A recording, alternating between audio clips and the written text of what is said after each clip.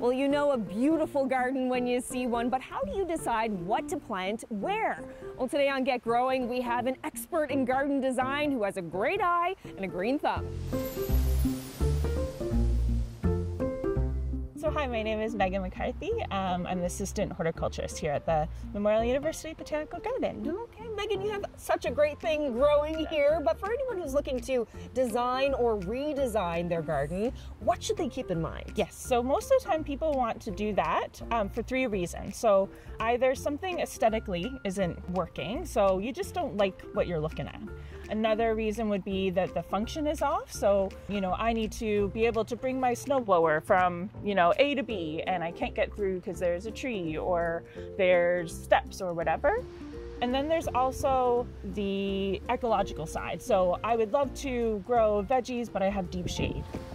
If we are realistic in all those things, then we can make a great plan for a place that really works for us. Well, we're here at the garden, so can you show us some examples of what you're talking about? Yeah, so just like in our house, each room has a function, and it also has like a tone that we want to create, right? So we're using like the outdoor room concept. We want to consider the ceilings, the walls, and the floors, just like you would in your house.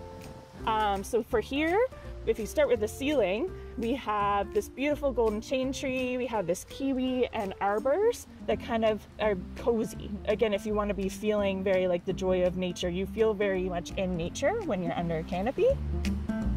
For me, the biggest design tip that I use all the time is always to plan in odd numbers. So there's something in our brains that love odd numbers. So this is a great example. So this is Blue Bayou Salvia. There's 5 of them here, and the bees love it. And so this bed too has great examples of the principles of design. So a balance between variety and simplicity. So in here we have, quite a few different types of plants, but not so many that you get overwhelmed, but enough that you're kept interested.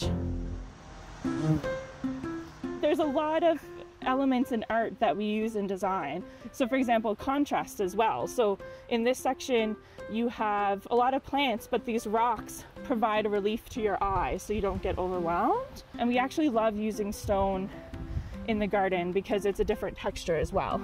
It's also a little bit less space that you have to weed. Yes. Yeah, and you might have a nice rock in your garden. It's a high possibility.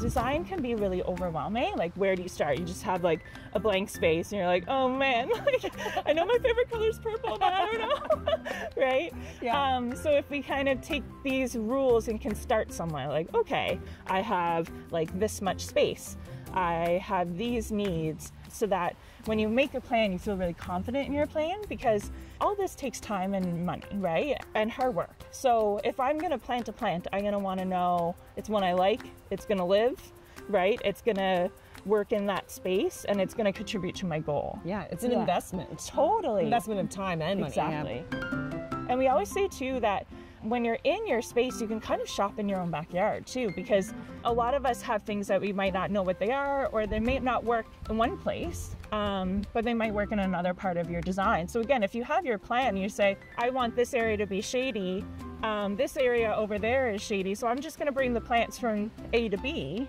and I don't have to, get anything. Meghan, thank you for all of these wonderful tips on how people can make their garden look beautiful.